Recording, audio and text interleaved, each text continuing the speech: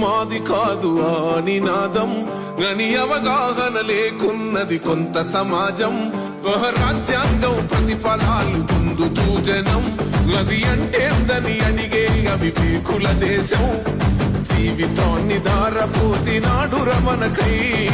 అవమానాలనుభవించి నిలిచెర బలమై భావితరాల బతుకులు మార్చుట కొరకై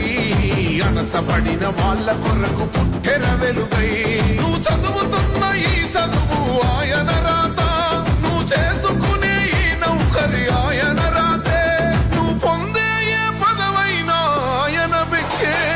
జై భీమ్ జై భీమ్ జనగుండె నినాదం అందరం ఒకటై గెలవాలి సమాజం జై భీమ్ ఒక యుద్ధ నినాదం